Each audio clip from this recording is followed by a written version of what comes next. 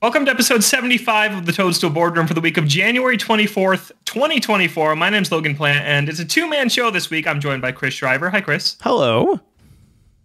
Justin is out this week. He'll hopefully be back with us next week, and we got some fun stuff to talk about this week. Nintendo's dropping trailers left and right for some of their upcoming games over the next couple months. We're going to talk about the 3DS and Wii U servers officially shutting down one more time, but I wanted to start with a quick follow-up from last week. I ended up reviewing another Code Recollection on IGN, and I actually came away a little bit higher on it than I think our discussion reflected last week. So I just wanted to give another little bit of a shout out to that game. I ended up landing on a 7, which is good. And I think last week the discussion I had with Chris and Justin on it last week helped me kind of work through some of my initial feelings on it, and ended up walking away from that show realizing I liked it a little bit more than I thought I did in processing it after the game comes out. So I think it's good. I still don't super recommend it as a must-play Nintendo game, but if you like adventure games, I think this is a pretty fun one. And Chris, I'm wondering, your copy showed up. Are you leaving it sealed, or what are you doing with it? It is still sealed. Nice. I think it's going to be a tough one to find. Yeah. Yeah, I have a lot going on right now, like in personal life right now. So I'm not like itching to dive into it at this point. And honestly, I had a friend come over on Sunday, and I randomly asked him, "Hey, have you tried a little game called Suika Game? I don't know if you've heard of this." No. And it's back. The bug is back. No. I'm dropping fruit left and right every chance I get. So it's either that or the no return mode that they added to The Last of Us Part 2 remastered. I've been dipping into that, a little Nintendo, but so you paid your $10 upgrade fee? I did pay my $10 upgrade fee. Yeah, I mean, for that, what's funny is, like, I've been thinking about that. This is very Nintendo, but like,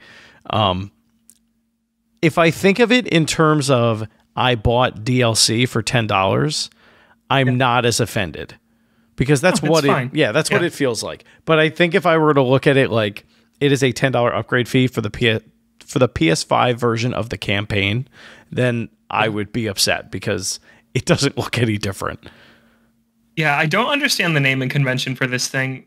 Again, Nintendo, they should have called this The Last of Us Part 2 Director's Cut, and it would have fit right in line with Ghost of Tsushima and Death Stranding. Right. And it's kind of what it is, with an extra mode and with the behind-the-scenes features. It's what it is. Those are very cool. Like playing they have for those that aren't aware, there are levels they never finished, and they have like director commentary and like producer commentary built into them that you can listen to. Really, really neat concept. Like if you want to like peel back the curtain, I hope more games do it moving forward. But yeah, it totally should have been in that director's cut like bubble. Yeah, it's very strange. But anyways, to bring kind of that back to Nintendo, I'd love to see more behind the scenes stuff from them, but that's just not really a thing that they do, and that's kind of a disappointment. I think about like how weird they've been lately about even telling us who's making their games. Like another Code Recollection, we didn't know until launch day. Hey, Arc System Works is the team that made this, and I knew that last week in the credits, but wasn't really allowed to say at the time. So I don't know why they don't want people to know that who's making their games. It's really fascinating. But Arc System Works is they make Dragon Ball Fighters, and Guilty Gear is their other fighting series. Yep. And a lot of people from Sing, who developed the original Trace Memory series and Hotel Dusk, ended up at Arc System Works. So there's a lot of the original team involved in this remake. I'm wondering, maybe they pitched Nintendo on this. Well, we'll never know. We'll probably never know how this came to be, but it's pretty cool that people who were on that original team got to remake games that they clearly care about. Yeah, I was happy about that. Especially from that studio. Like you wouldn't expect them to be, responsible for an adventure type title. They're responsible for some of the best fighting games we've ever seen, quite frankly. Yeah. But I recommend it. I think it's a good time. I think that I just really ended up enjoying the vibes of it all. I think that I like the main character, Ashley, a lot, and I like the setting of both games. The mansion and the resort town are very cool, and I think what I was struggling with last week was it just wasn't what I expected. I expected this difficult puzzle game with brain teasers that would stump me, and I think when I talked about it on the show last week, I was comparing it too closely to my expectation of it. But once I kind of got past that and evaluated it for what it was, I was like, that was a nice adventure. That I think is a good time. It's still not great. It's good. The puzzles still bother me, but I did like it more than I thought I did. So, yep, that game's out now, and so are the Xenoblade Chronicles 3 Amiibo. Those also dropped on the same day last Friday, which I have right here. I came very close to ordering the video those. version. There they are. But they're good. Yeah. They have come a long way in people's faces and proportions compared to when Amiibo first started. Like Marth from the initial wave 1 of the Smash Brothers line was just terrible, and they've come a long way with this. And I feel like part of it is it is a... I feel like we don't see this that often with a product where when Amiibo first launched, they were $11.99 each, and now, like, granted, inflation has happened, but like that set there, they're what, $40 for those two? Yes. So they are 20 each. So they're 20 each. But like the quality of the figures themselves have really improved. So I can't necessarily say that I'm like, sure, it'd be great if it was cheaper, but at least the quality of the product is improving. Because yeah, like you said, some of that wave 1 of some of the Smash line, they were pretty derpy looking. Yeah, absolutely. And it's a shame that we have a ton of very cool Link amiibo, so I'm not complaining. But the fact that they never went back and gave a version 2 to any of those just really nasty ones, like when you look at an entire set, you can just see the jump from $12.99 to $15.99 that happened. You can see it because it's super apparent with the quality of these things. Yeah. And yeah, we never got a even in the Smash line alone. That's okay. You can see like which ones definitely came out later than, some of those earlier ones. Yeah. Like early on, it was like if you're a big round cartoon character, you'll look good. Mario looked great in that initial wave 1. Jigglypuff. But Link, Jigglypuff, Kirby, Pikachu, Yoshi, these are great. But then the Fire Emblem characters, the Zelda characters, they all looked a little bit rough. And yeah, that just continued. P-Stand Link, I think, is the infamous example of a rough start for Amiibo. Yeah, he's brutal. You know a game that I want to have Amiibo support, but they haven't talked about yet? That's Princess Peach Showtime. Ooh, that would be a good one. Get a cool Peach Amiibo that's not just the generic Mario Party one. Would be really, really nice. What if they had a whole line for every outfit? That could get dangerous, because you know who'd buy them all. Both of us? Yeah, maybe? Probably. Yeah. Yeah, but that game got a new trailer this week, and this showed off 2 new transformations for Peach. It showed Ninja Peach and Cowgirl Peach, in addition to a snippet of all the Peaches we already knew about, like Sword Fighter and Detective and a couple of others. And there's also pastel pink Joy-Con that are coming on March 22nd alongside the game. And I believe this is the same pastel pink that has already come out in different two-tone sets that they launched last year, like the Easter egg colored sets that they launched last year. And now they're just bundling the 2 pinks together. Those were 2 different colors when they released those before? So it was like I should have looked this up before the show. It was like a green. Yeah, okay. They released a pastel purple and pastel green, and they released a pastel pink and a pastel yellow. So this is just the pastel pink with the right. And I think in Japan they already sold the pastel pink right. These have already been available. Yeah, because I think Japan has that online store where you can like. It's almost like the Xbox controller design thing or design lab, where you can pick and choose which color Joy-Con you want. The US never got that, but eBay is the thing if you want it that badly. What Joy-Con do you rock usually? Usually just the stock white ones. Honestly, that came with the OLED. I really like the way those look. I have a atomic purple one with like an actual D-pad on it that I like modded. Cool. And several others. Is it a third-party Joy-Con or is it a Joy-Con? No, it's a Joy-Con. Put a new shell on? Yeah, okay. Yeah, it's a new shell with a D-pad replaced. That replaced the buttons. I have a green set that has drift. I have red and blue, like both left and right for both of them. Like I have a lot of Joy-Con and I never use them. I was thinking about it today when I saw that these came out. Like, I don't know that I'll ever buy another Joy-Con, even if these break. Like, I kind of hate them. They're just too delicate. Now you can get the Nitro deck, which I saw you signed up the Boardroom email address to get emails about. Have they been emailing us? All the time. Oh, geez. Yeah, they email us all the time. I've been trying to because I know that was try. I want to get one to review for the show, and I've reached out to them. They've never gotten back to me. The atomic purple one would be so cool. That's what I want. I rock I'm checking that email right now. Here's the Kingdom Joy-Con. I bought those on eBay. I don't have the full OLED, but I did buy the. Oh, you bought the limited edition one? Separate. Yeah, that's cool. Those are so nice. Because everything, I just love all the gold. My main Wii remote that I used on Wii and Wii U was the Skyward Sword gold one. My 3DS XL is the Link Between Worlds gold one. So I got these Joy-Con to kind of get in line with that whole collection. I have a I have a copy of Skyward Sword with that one in it. New inbox in my basement, and I every 2 years I look at it and I'm like, do I open it? And then I don't, and I put it back. Don't do it. No. Don't do it. Yeah. Actually, no, I say do it. I say open all your stuff. Yeah. I still haven't opened those Earthbound plushies that you. I haven't opened them. Yeah. Yeah. Yeah. We're super loose today. Let's get back to Princess Peach Showtime. How are we feeling about this game with 2 months to go? Chris, in previous discussions about this game, you've been the lowest on it of the three of us based on what we've seen so far. And yeah. From what I was gathering before the show, that hasn't changed. No, it really hasn't. I feel like this game just looks like a collection of mini games for a single player. And if those mini games aren't very fun, I could see 40% of this game being fun, depending upon what minigame you're playing. At least I'm assuming that's what this is. And if the rest of it isn't, then it's almost like and I hate to make this comparison, but it's almost like an everybody 1-2 switch where it's there's some interesting ideas, but ultimately it's pretty boring or pretty lame. I don't want that to be the case for this game. I want this game to be amazing and for Peach to be a tentpole franchise in the Nintendo pillars, but I just don't expect that to happen at all. Yeah, I think it definitely maybe looks aimed a little bit younger than even first-party Nintendo games are generally. But I was kind of thinking about this earlier today. If you just watch a gameplay trailer for Luigi's Mansion 3, I think it kind of looks the same in terms of this doesn't look that interesting and it looks like it could be boring, just vacuuming up ghosts, slapping them on the ground and sucking them into the vacuum.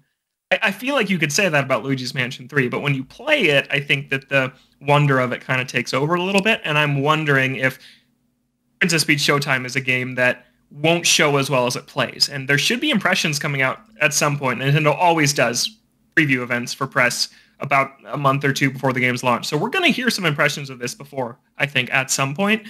And I think that'll be really the true tell of what this game's going to be, because it's still hard to know. Yeah, I don't really know what to expect. I think you're right.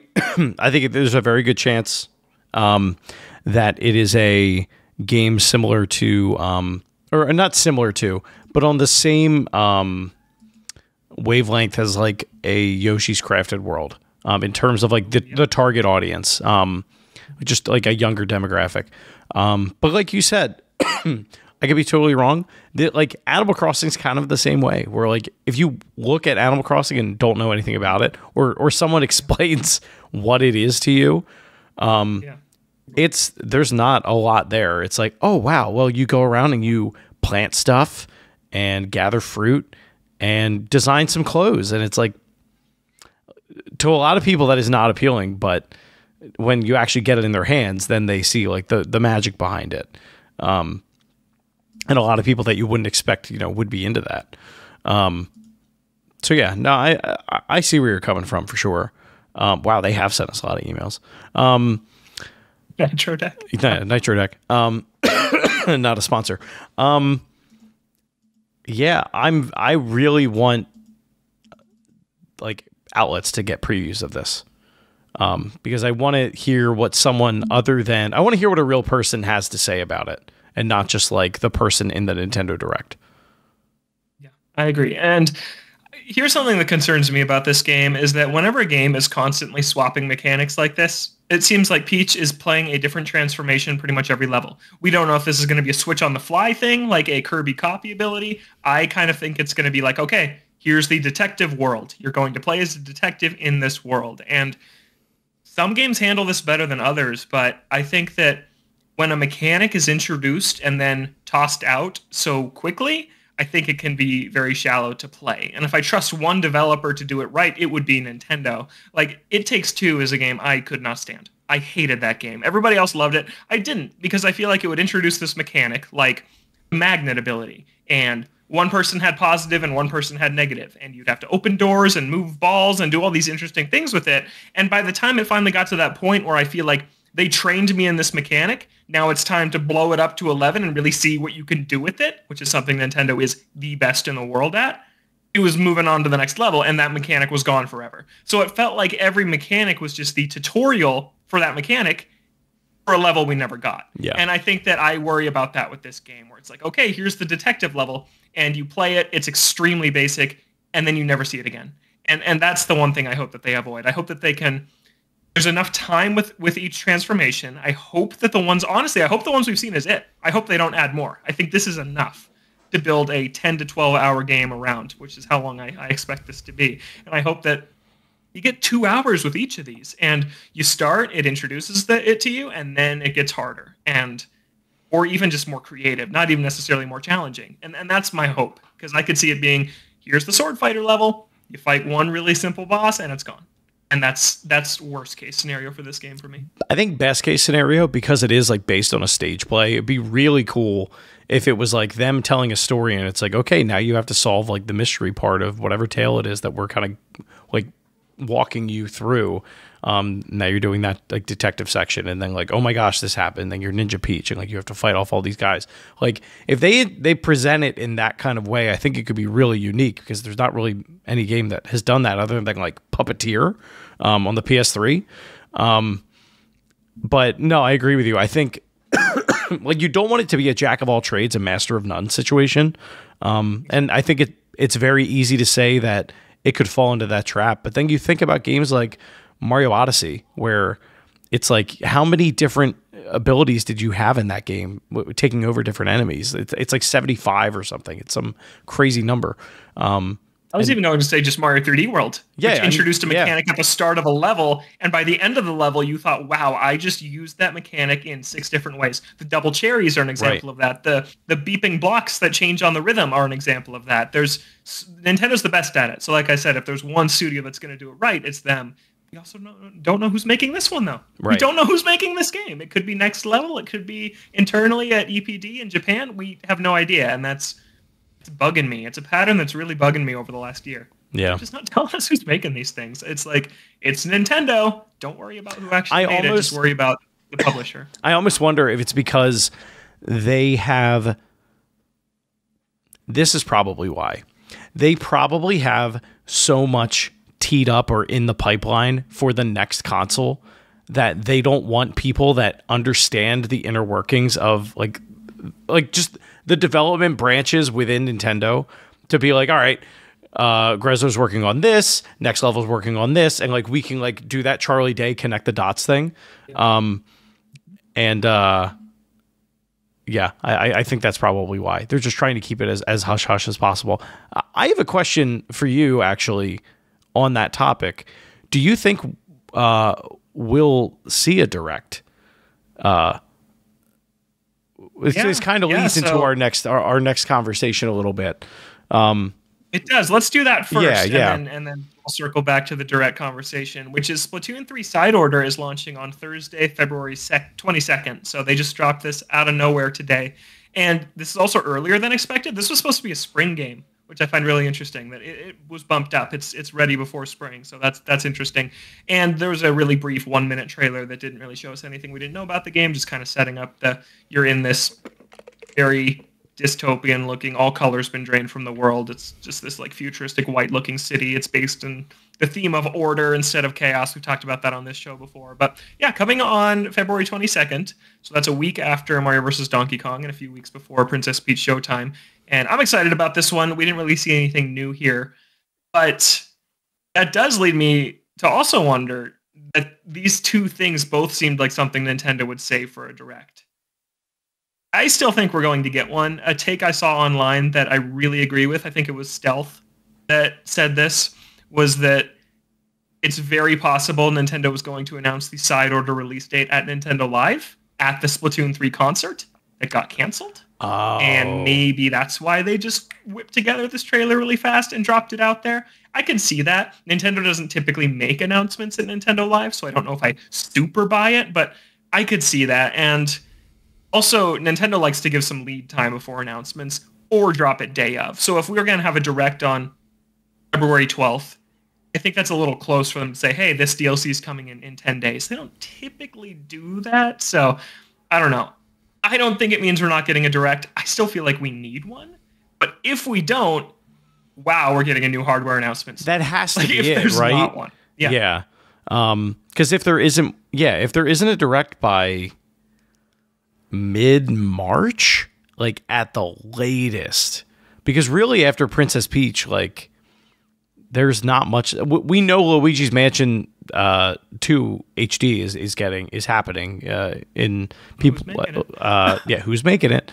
I think we said June, or so far that's the speculation is June or July. It's just summer. It's just the summer window right now. And Paper Mario is just TBA 24. So I feel like that's it. That's all we know about. I feel like you get a direct mini maybe like end of February or mid-March if you get one. Because they probably want to date Paper Mario before a hardware announcement. Because I think so too. There's really not much left. I think there's going to be a couple more things. We talked about that in our prediction show. Yeah, I think they have things that like they're keeping close to the chest and they'll just drop. But as far as what we know, like there's going to come a point where we're going to look at each other like. I don't know. Yeah, and Nintendo's not going to want that. They're not going to want that to happen. So I think that'll be a direct. I still think we're going to get one in February. I think that it's going to be all systems go as normal until it's not. Until the day they tweet the picture of Mario peeking around the curtain and say, "Hey, come back tomorrow to see our console." It's going to be business as usual. February direct with some stuff for spring and summer. There's still a lot of blanks. I think that. If Peach comes out in March and Luigi's Mansion is summer and Paper Mario is after Luigi's Mansion, what's coming out in April and May? Right. There's got to be something. There's going to be a Kirby or a Fire Emblem or something that comes out in those 2 months. It seems like a really good time to finally release those Zelda HD remakes. Yeah, it does. It really does. Or that Fire Emblem remake we've been hearing about for forever. 2 years. Yeah. I think that we're going to see those. Maybe. We'll see. Or F-Zero GX. No, that's a new hardware thing. I've said that before. That's a new hardware. Yeah. But there's definitely going to be something. I will bet you $100 we see another Kirby game on Switch before it's all said and done. There's no way. It'll be some weird multiplayer title that, Yeah, like a digital only. Yeah. 100%. Yeah, Direct. I think we're going to be on Direct Watch as early as next week. I don't think it'll be right away, but I could see Mario versus. They usually time these things around their games pretty well, so it'll probably be the week before Mario versus Donkey Kong, if I had to guess. Not the week of, the week before, or the week after is usually where I think they like to place things. Here's the other thought: they have a Direct in February for. They do a deep dive on the Splatoon DLC. They do a reminder that, hey, Mario versus Donkey Kong's coming. And then, oh, by the way, here's April and May. Yeah. That's the other option, too. Yeah, and I think that could totally happen because we got this minute-long Peach trailer. That's not all we're seeing of this game until it comes out. There's going to be a bigger 3.5-minute trailer that's perfect for that mid-spot of a Direct. Yeah. 100%. So I think that'll happen. Yeah, this Peach trailer just seems like, let's remind everyone this exists now that it's the new year. Now that this thing's out in 2 months, let's remind everybody that Peach is coming in 2024 because they hadn't talked about it for a while and they wanted to get this Joy-Con pre-order up. I think it's as simple as that. There's no big Direct speculation to go with it because there's been a Direct every February basically forever. It's a thing. So I think it will continue to be. But I'm excited. I can't believe January went fast. Next week is already going to be a February show, and we'll be on Direct Watch. Yeah. It's kind of crazy. But let's look up what day it was last year. February 2023 Nintendo Direct. Because that was the one where Metroid Prime Remastered I think it was announced. the 20-something. I think it was after the Valentine's 8th. Day. Oh, really? It was February 8th. Yeah, I am honestly thinking February 7th. I'll mark it right now. I think that is a week and a half before Mario vs. Donkey Kong, so they won't take up the hype of that release week, because social media, the week up to the Friday where a Nintendo game comes out, all their messaging is about that game. Right? So that week is off limits for me. It's either the week after that or the week before that. So I'm looking at the 7th or the 21st. This is what I'm going to say. So we could know pretty soon. That's not far. Yeah, that's 2 weeks from today. Could be our first Direct of the year. We need it. All we have left on the calendar is Mario games, man. That's it. I'm so afraid we're gonna like end up in Wii U territory where it's just like radio silence for. I don't think they're that company anymore, but me neither. They're very different. Yeah, they're very different now. Yeah, they run on a schedule, a pretty predictable schedule, which is very different. People always say, "Oh, Nintendo does all these weird things." Not as much lately. They still do. There will still be Labos and things like that of the world that come out of Nintendo, but they're largely becoming more predictable in some of their operations, which is nice for us because we can kind of plan on these 3 big directs a year. Yeah. But let's move on to our next topic, which is a bit of a bummer for me. We already knew about this, but 3DS and Wii U servers are officially shuttering on April 8th. So this is from NOA on Twitter. Update as of 4.8, online play and other functionality that uses online communication will end service for Nintendo 3DS and Wii U software. Thank you very much for your continued support of our products. Until March 11th, you can merge your unused Nintendo eShop balance to your Nintendo account so that it can be used on Nintendo Switch. And all I have to say about this is Boardroom game nights before April 8th. We got to play some online Kid Icarus Uprising, man. Oh my God. You know what's funny is I saw that note and I was like, what does he want to do? Play the first Splatoon or Mario Kart 8 on those servers before they shut down? I should have thought Kid Icarus. Kid Icarus, Metroid Prime Federation Force? I've never played that. And now I'll never get to. No, I own it. Won't. I bought that before the stores shut down. Well, the only way you'll get to is if we like go to an event and do an ad hoc wireless play at that point. Yeah. But if we're meeting up in person, we're not going to spend how many hours is that game? We're not going to want to dedicate any time to that. No. So I think that we got to play Federation Force before this thing happens, and maybe get some Boardroom listeners involved. If you have Kid Icarus Uprising, I'll host a night. It's up to 8 people. If there's a game on, I'll say exclusive to 3DS or Wii U, that you want to like get a group going for on a game night, reach out to us on Twitter or email us at toadstoolboardroom@gmail.com, and we'll see if we can coordinate something before April 8th. I put together a IGN playlist of 60 3DS and Wii U games losing their online features, so I'm kind of scrolling through that to see what kind of the biggest ones are that are going away. Can you send me that? Kid Icarus Uprising. Yeah, I can link you that, and we can look through it a little bit. I'm posting it in the Boardroom right now. If Discord shows up for you listening, I'm sorry. Oh well. I just pasted Marble It Up. Marble It Up Ultra. Okay, there you go. Catch the fever. Marble It Up Ultra, Dr. Mario Miracle Cure, and Dr. Luigi. Honestly, both really good games. New Leaf, I know that has kind of a dedicated community, so that's a bit of a bummer because people can share their houses and do some cool things on that one. New Leaf, that one will probably be missed. Yeah, New Leaf is the best Animal Crossing in my opinion.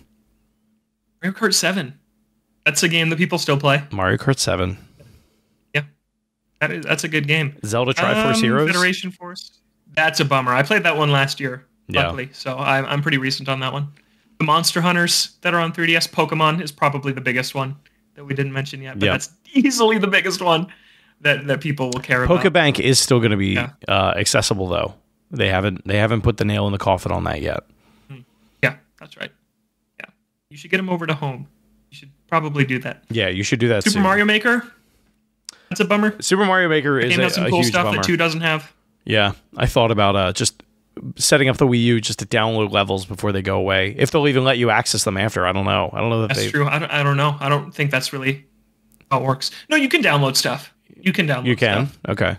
Yeah, because you can download stuff and re-edit it and then re-upload it, and it still gives credit to the original creator, which is nice. But yeah, that's a thing you could do on that one. Okay, now I have a question. What online features does Star Fox Guard have? You can play, I think, head-to-head in Star Fox. Really? I think so, which is crazy. Who is doing that? I own this. This game has 8 ratings on IGN. Nobody played this. We should totally play that before it gets turned off. We should. I want one guy. I have spare copies to mail out. I want a guy in the Nintendo server room to just look, come over here. Someone's playing Star Fox Guard. Can you believe this? What are these nerds doing? Let's see. I'm trying to see what the deal is. I'm going to R-Wingpedia to find out more about this gameplay. Do you own I'll vamp. For those that aren't aware, Skylanders had 2 exclusive amiibo, Donkey Kong and Bowser. Yes. Do you own those? No. And it's actually 4. Is it 4? Because they got the dark versions. They got the dark versions of Bowser and DK. Ah, that's right. Yeah, that are like grayscale. Yep. Let's see. Players can customize the routes that the enemy robots will take on any chosen map in order to take on other players for online versus modes. As they successfully defend their bases and attack other bases, they can earn points that contribute to their overall score and earn them a new color on their card's badge symbol. That's Star Fox Guard Online. Sounds like StarCraft level competitive scene to me. I don't know about you. Yeah, I think so. Yeah. I think so. It's got star in the name and everything. Yeah. If we should play that. But yeah, I'm going to definitely get together some Kid Icarus Uprising group gaming because I got to play that game online again before it's gone forever.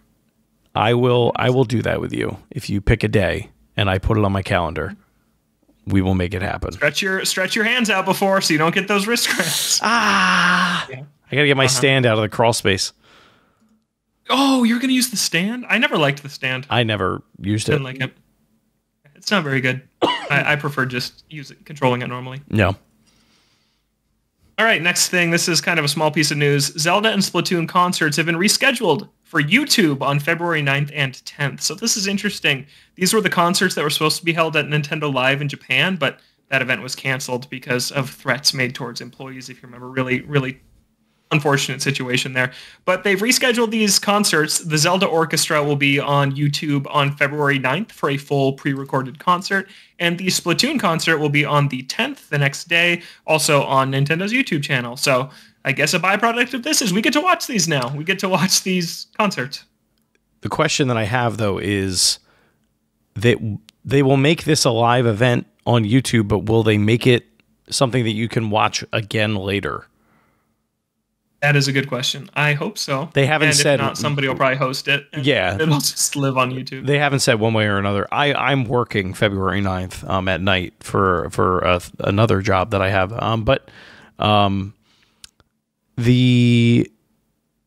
I wonder how I could record that if I needed to.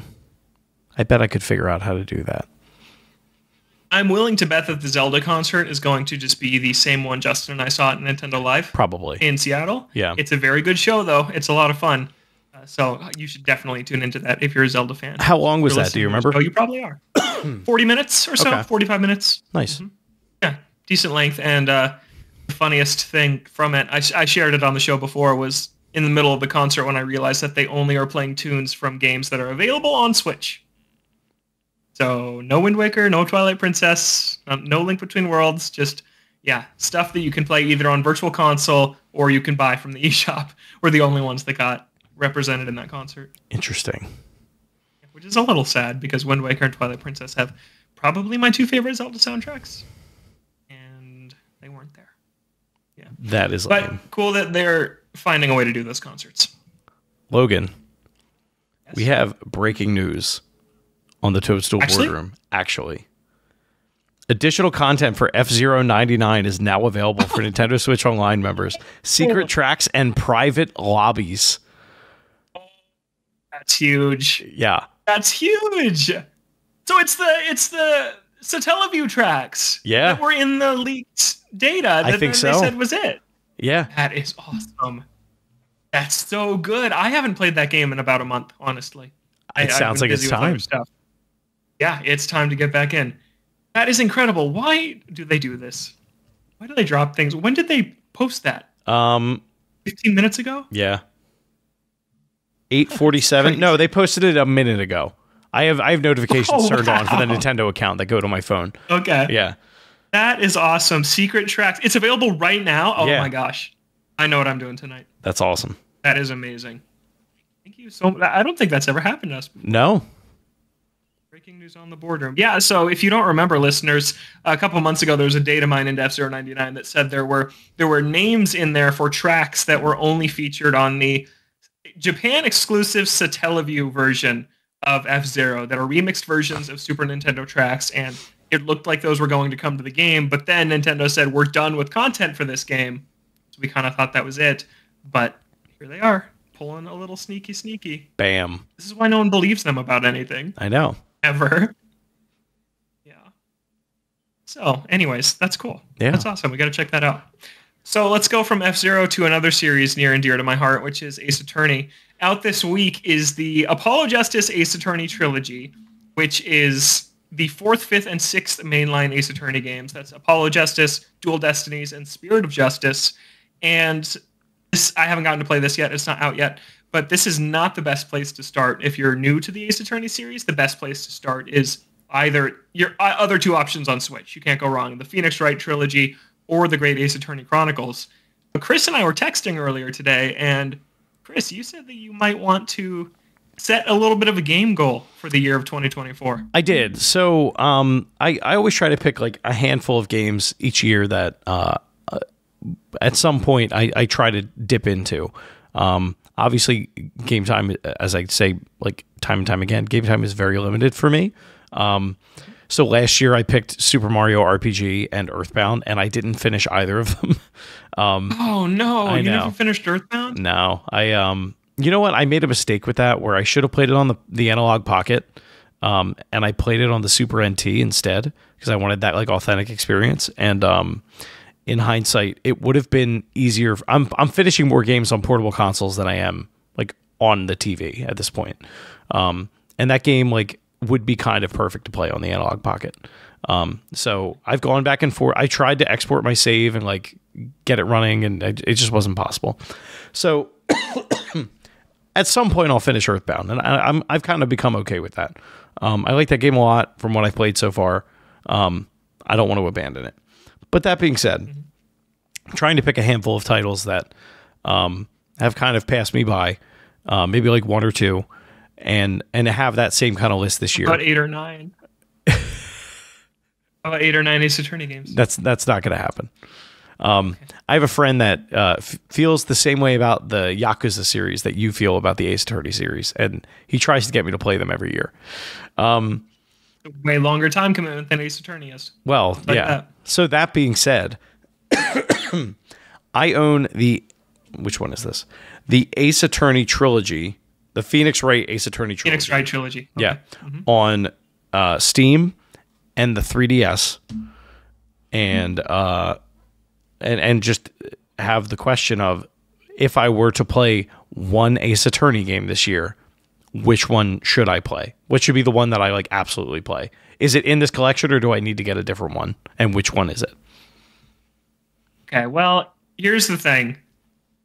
The best Ace Attorney is the Great Ace Attorney Chronicles, which is 2 games, and you can't just play the first one. It's 2 parts of the same story. So if you're only playing one, I can't recommend that one because the first one's good. The second one is an absolute masterpiece. So I can't recommend that one if you're only going to play one. Also, I think that playing that one first might ruin the rest of the series because of how amazing it is. And the rest of the series is also amazing, but the Chronicles are just incredible. So I just went on howlongtobeat.com. The main story of that game is 66 hours long. It's 2 games. So yeah, they're 30 hours each. That's never going to happen. I just want you to know. And the answer is easy. It's Phoenix Wright Ace Attorney. It's the first game. It's the first one? Okay. The trilogy that you have. Okay. Google the How Long to Beat on that one. I bet it's 20 hours, maybe. Phoenix Wright.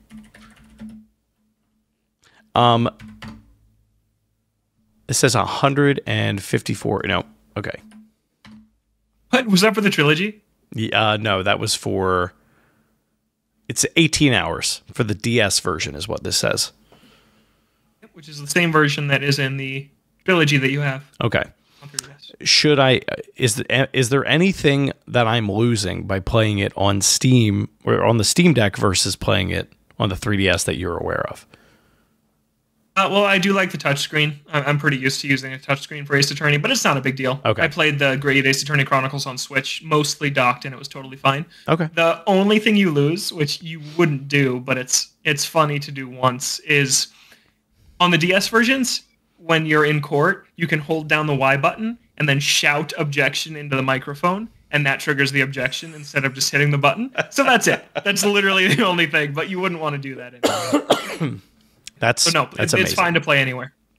Okay. It's good to play anywhere, and the first game is classic. It is easily the most well-known story of all of them. There's the movie adaptation of it. There's an anime adaptation of it. There's a ton of versions of this original game story out there. There you go. The download has started. Nice. Bam. Oh, I'm jealous. I want to play Ace Attorney, but I can't justify it with how much is on my plate. I get it.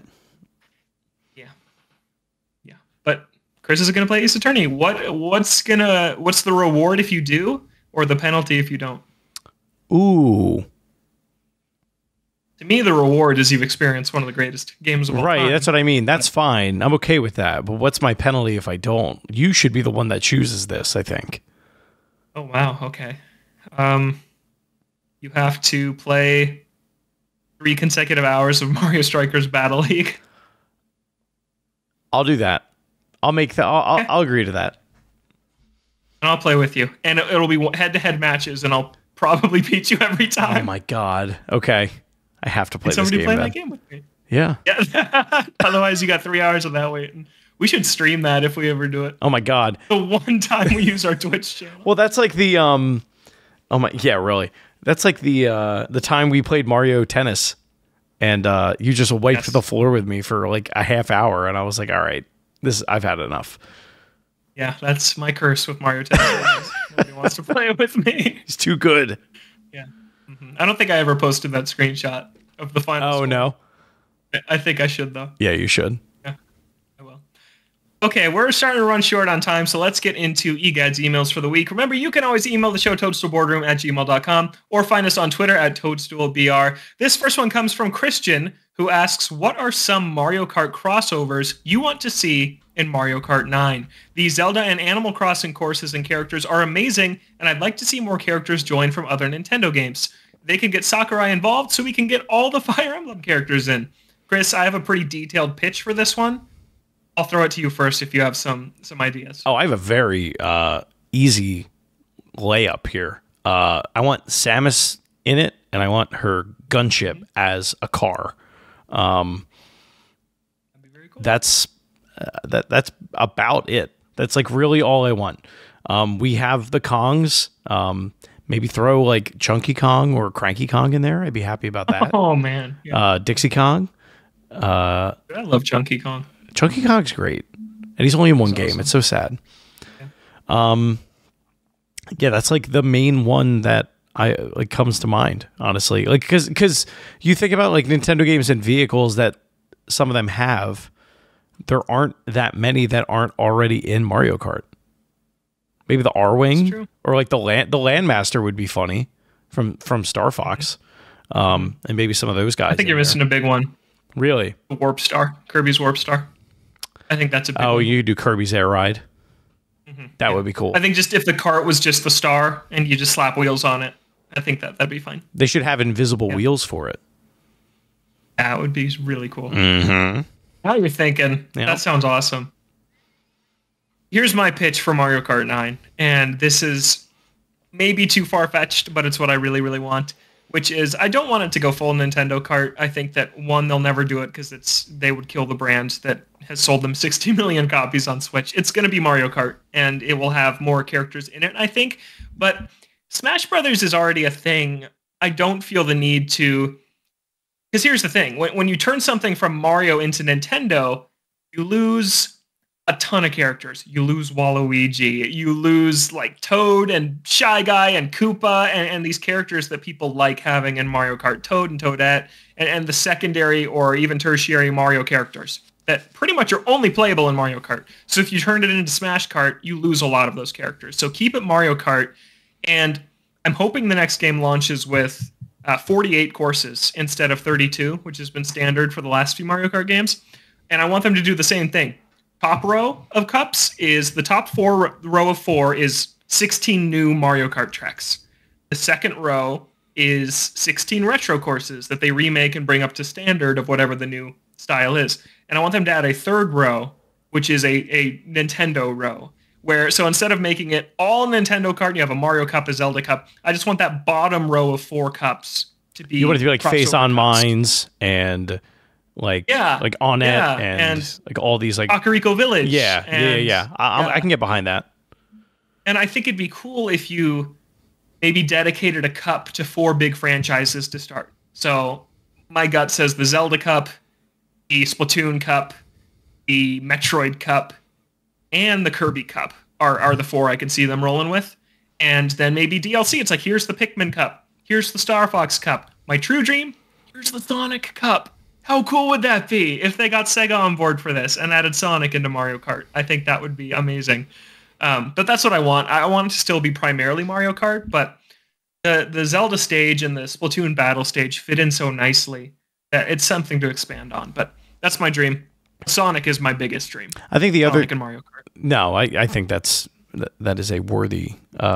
He's a worthy person for that. That far fetched. No, and I think it could happen. Honestly, I think the one thing that, and maybe part of it is they're saving things for Mario Kart 9. But I think if anything, if we learned anything from the Mario Kart 8 DLC, it's that it's not. There are a lot of locations in Mario that we've already seen in Mario Kart. Like it's not that I don't think it's that they're running out of ideas. I think it's just like there's only so much that they can show from games that have already come before. Like we don't have a New Donk City level and some of that kind of stuff, and I think you'll see that in Mario Kart 9. But no, I think you're right. I think they need to like Mute City is one of the best levels in Mario Kart 8. It's amazing. Yeah. So get like I didn't even say an F-Zero Cup. What am I doing? Right. Get an F-Zero Cup in there. Oh my gosh. How did I skip that? Yeah. And yeah, I'm so ready for a new Mario Kart. I love 8 so much, but I'm starting to feel pretty done with it. We've been playing it for a long time. I mean, it's 10 years. Yeah, 10 years this year. It's time. It's definitely time. I think next year's the year. Yep. But that'll be really fun. That'll be really cool. Animal Crossing characters are already in there. They fit well. It's just making Link and the Inklings and the Animal Crossing characters fit the Mario art style worked really well. Like Link in that game, he looks like he could be walking around in the Mushroom Kingdom. Like just the way he's stylized, they really nailed it. And I think that we'll see that again. Yeah, I agree. Maybe with Captain Falcon or Samus or cartoonier Samus than what we're used to seeing. It could be cool. Okay, let's see. Up here is this is from Tim. Tim wrote a pretty long email. I'm going to read highlights of it, and then we'll get to Tim's question. Tim loved the conversation when we talked about a FromSoft Kid Icarus. I'm not sure whether to thank you or begrudge that it's likely just going to be a dream, but here we are. I actually got multiple comments from people saying that is like a dream combination, and I agree. I've been thinking about it more, too. And then Tim says, the sequel I'm shocked I need to wish for is the follow-up to Star Fox Assault. Maybe it was just the timing around the GameCube numbers that made the entry fall flat for sales, but from a gameplay and story standpoint, I still felt like it was the perfect direction for the franchise to go. Going from R-Wing to On Foot to Landmaster with an emphasis on decision-making and speed to chain combos gave the arcadey roots of the franchise a fresh angle, provided good reason to replay stages to get that gold score, and varied up the action in a way that felt natural. Star Fox has a wonderful cast, and more than the rest of the games, Assault gave them space to be more fleshed out. I could go on, but I think what it did well resonates with a lot of what some people want from the franchise, and future entries could have sanded the rougher elements. I've never played Star Fox Assault. Chris, have you? Yeah, I have. I think there are two ways you can go with a sequel to Star Fox Assault. I think if you continue down that path, I think you need to modernize the controls. That game is incredibly stiff, and a lot of it is. I think it was just like because dual stick controls were still pretty new, incredibly new for Nintendo developers at that point. Really, like Microsoft and a lot of the first person shooter developers at that time, like they were just outside of Nintendo. That game is pretty rough to play today. I think the other thing you can do is make it almost like a large scale like space fleet battle, almost like the what is it called, Star Wars Squadrons, in like a third person perspective. I think if you or let you switch between a third and first person perspective, but I think it would be really cool if they kind of took it in that direction, where like you had more of like a structured mission while you're in the R wing, in an open space, not for every level, because you want to maintain some of those like on rails arcadey scenarios. But I think that would be a really cool way to kind of expand what Star Fox has already done, and kind of modernize it. Because I think that's part of the problem right now is they don't really know what to do with it. And I think the only way that it comes back is if it's a bit of like a showpiece for the console. And Switch, I don't think was the hardware for that necessarily. Yeah, I think that the reception to Assault was so lukewarm that maybe the message to Nintendo was keep it in the ship and don't go on foot anymore. But I think it is a really cool idea that if they return to it on modern hardware, it could work really well. I think it could be really cool. Honestly, I'd like to see Star Fox get another shot in that element. It'd be great if they almost did to Star Fox what they were going to do with like Battlefront 3 before it got canceled. Like if you're not familiar with the story behind that at all, definitely look it up. But it was like this whole idea where if you were on foot and then you can get in a ship and you can fly around and like get into the space battles that way. I think like there's a lot there that you could do with the Star Fox franchise.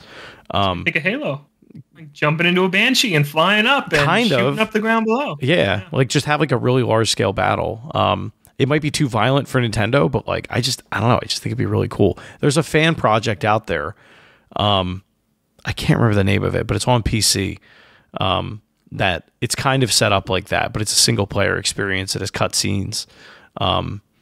They're doing a good job with it. But I'll have to see if I can find the name of it while we move on here. But I don't remember what it's called. I was just in a conversation about this very recently. Is this the one with like the original voice actors? Yeah, it's Star Fox Event Horizon. You can download. I've played it. You can download the.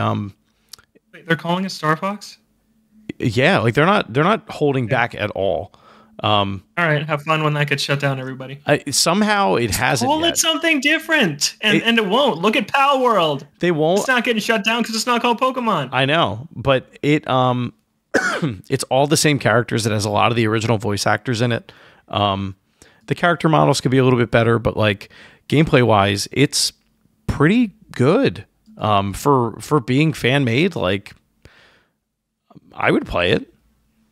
Yeah, and you might have to. You might have to play a fan made one. Yeah. And actually, that is kind of related to Tim's question, which he followed up after talking about Star Fox, which is a middle of a question and a discussion point. While I do find myself a bit sad that the traditional style won't be back in the world of Hyrule, it actually excites me about what we could see popping up in the indie scene in the next few years. There have been instances when Nintendo appears to drop away a genre or particular way of doing games, and indie devs pick right up on it. 2D Metroid games blew up at the start of the Switch era. We've seen lots of classic Paper Mario-style games, Earthbound-style cozy, creepy RPGs, and even top-down Zeldas have been made with clear inspiration, but find ways to build on Nintendo's model. Do you think that we could see this happen to fill the void in many Zelda's fans' hearts? It's interesting. We've talked about Nintendo handing the reins of a traditional linear 3D Zelda to another studio and publishing it, but what about the indie scene doing it? Chris, what do you think? I think you will see attempts at it. I don't think anyone will come close. There's a series of games, and it's not a knock at them, but it's very obviously modeled after Zelda. I guess. Go ahead. Oceanhorn? Yeah, it's Oceanhorn. Yeah. Oceanhorn, there's two of them. You can play it on like everything. They are fine. They're fine. I think there's a lot of people that would love to see this and would frankly play it. I think like you bring up a lot of good examples. I think Hollow Knight to Metroid. I think Blossom Tales to like Link to the Past. And there's a sequel to that too now. Yeah, like there are lots of games where this has happened. Undertale to Earthbound. But this is a big effort. Like you're asking what is essentially a small team, in theory, in this example, to flesh out like a full scale 3D, like multiple hour adventure action. Make one of the best games of all time. Yeah, mimic one of the greatest games of all time. Like, and don't get me wrong, like there's a lot of Ocarina of Time that by today's standards is very formulaic. It can be done. It's just you've really got to have people that this is what they want to do, and unfortunately, like it's not the direction the industry's going right now in a lot of cases. Yeah, the Prince of Persia, the Lost Crown team just said they want to make a Zelda game. Wow, that would be cool. That would be very cool. They said that they want to make a Zelda 2 remake or sequel. That would be But you'd have insanely to cool. Subscribe to Ubisoft Connect to play it, right? Hey, they let Ubisoft give Mario a gun. Let's let them try Zelda and see what they do. Fair. That's fair. Yeah. Why not? Honestly. They make great games. I think Legends, Prince of Persia. That's actually awesome games. That's a good point. I think that's your best chance at seeing this happen is I think Nintendo is looking at traditional 3D Zelda and going, we don't really want to do this anymore. We want to revolutionize upon what we've already built in something like Tears of the Kingdom. And they will let somebody that has like enough of a track record, some gravitas of like an Ubisoft or an EA, step in and say, all right, if you guys like prove that you can make this. God. I mean, the Dead Space remake was good, right? That's true. EA motive. Yeah. Go make Zelda. I don't know if that's my pick. That's not who I'd pick. You know, who could do it? Respawn. Jedi Survivor? I like them for Metroid. Not for a Zelda. Here's my thing. This is my thing with Zelda. And I've said it before, and I will say it probably again after this week. Whenever somebody tries to make a 3D Zelda, or tries to make a game that has puzzles, the puzzle is always like, bring the ball from this side of the room to the other, or press the 3 buttons that we showed you on the wall on the other side of the room needed to be pressed. Or in the case of God of War, hey, what if you did this? That's my biggest complaint about God of War Ragnarok. Now, big asterisk here, I have not played Okami, and people say that is the best 3D Zelda-like. I have not played it. I really want to get to it. But Kena Bridge of Spirits, they make this Majora's Mask fan project, and then they make a game with Sony, and it's just... It looks like a Zelda game, but it doesn't play like one. There's just not puzzles like a Zelda game. And to me, what makes a 3D Zelda is the puzzles. You need to have these interconnected rooms that talk to each other, and you have to zoom out in your brain and think about this dungeon you're in as a whole. And I've never played a game that does that, except the Zelda games. They're the only ones that do it. And so if it was a 3D Zelda-like from an indie developer, I just don't know if I believe that anybody has the chops to make puzzles like that. I just haven't seen it. I'd love to be proven wrong, but something like the Water Temple or the Fire Temple from Ocarina of Time or the Lake Bed Temple from Twilight Princess, where you need to flip on the water on one side of the temple to completely change the staircase in the middle of the room to access a room down below, nobody else does that. Puzzles in AAA games especially are always so self-contained. It's like, okay, you did the puzzle in this room. Time to walk to the next room. And Chris is making a face like he has an example, which I'd love to hear. You know who could do it? Get one of the Resident Evil teams to do it. The recent... Yeah. No? I still feel like it's the same. It's like, go find the lion head and glue it here. That's it. That's it. They're not creative. They're not that clever. Yeah. Yeah. I feel like that's just a scavenger hunt. I mean, it is. Like, yeah. Zelda puzzles are not scavenger hunts. They are scavenger a little bit. But for the most part, Zelda's puzzles are these really intricate, well-designed things that are like toys. Like Aonuma talked about, these puppets he used to make. That's what Zelda dungeons are based on. And unless somebody gets that, then I don't think a indie-style Zelda would be good. But maybe there's someone out there. I'd like to believe there's someone out there that keep the faith. And I would love that. Yeah. Yeah, who would you want to make a Zelda game? I don't know. I just started thinking about Playtonic and how they couldn't make their own Banjo-Kazooie game. Their own Banjo-Kazooie successor. At least not one that I enjoyed. I feel like it has to be like I don't know, Resident Evil adjacent. There's not that many people. The problem is there's not that many people making these kinds of games anymore. Like the number of people making single player, like AAA action adventure games, like I feel like it's pretty low. Everybody's like, it's Sony. It's every Sony. It's Sony Studios, right? And they take 6 years and hundreds of millions of dollars to come out. Right. And they are so, sorry, not to dogpile on Sony. I like some PlayStation games, but they are so formulaic, Marvel movie-like, and they just want everybody to play them. They're just kind of vanilla, honestly, to me at this point. And I don't find them doing very interesting things. I know you turned around on Spider-Man 2, having played it, but I just still feel like they're popcorn games. I think the difference, and it's unfortunate that I'm at this point, I think the difference is I'm at a point now in my life where I am what appeals to me is what appeals to the general audience now, because I'm not granted the amount of time that I used to have to really sink my teeth into something. I need something that it's like, it's quick, it's satisfying, it's repeatable. Like it's almost that like addictive, like hit, type of response. Whereas like a lot of Zelda titles or other more like deeper titles, it's that slow burn.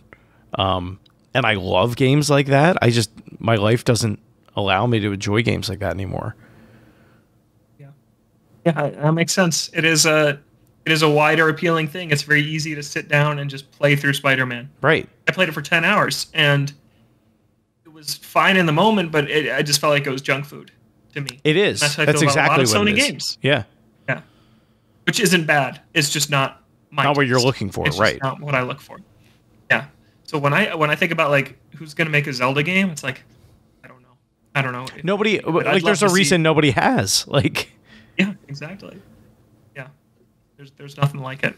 So we'll see. I'd love to see the series continue. I think give Grezzo a shot at one, maybe a 2D one though for them. But yeah, I don't know who else I would trust to make one. Honestly, the Rayman Legends and Ubisoft that just made Prince of Persia.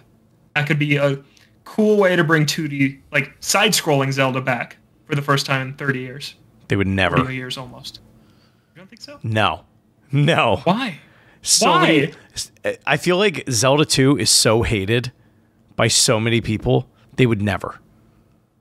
Who is asking for that? Like a dozen people, and you're one of them. I think. Yeah, that's true. Yeah. All right. We've gone on a little bit long, so we're going to wrap there. That's another episode of the Toadstool Boardroom in the Books. We're a weekly Nintendo show here on Thursdays. Finally back on Thursday this week at noon Pacific, 3 p.m. Eastern on YouTube, Apple Podcasts, Spotify, and wherever else you like to listen to your show. Send the show an email, toadstoolboardroom@gmail.com. Find us on Twitter at ToadstoolBR. Justin will hopefully be back with us next week, but for now, Chris, where can people find you online? You can find me at Shrives93. I do ask if you have the bandwidth this week, send some love to Justin. He's okay. He's just send him some love. He could use it right now. Send him what's he into? Send him your favorite Mario RPG gif or Mega Man X. Not mainline Mega Man though. Don't do it. No, don't. He'll get upset if you send him Mega Man. Well, you'll make his day. He'll block you immediately. Yeah, he's online at KOREIS. You can find me online at Logan J. Plant. Find the show at Toadstool BR. Thanks so much for listening. Have a great week. We'll catch you next time right here in the Toadstool Boardroom. Bye.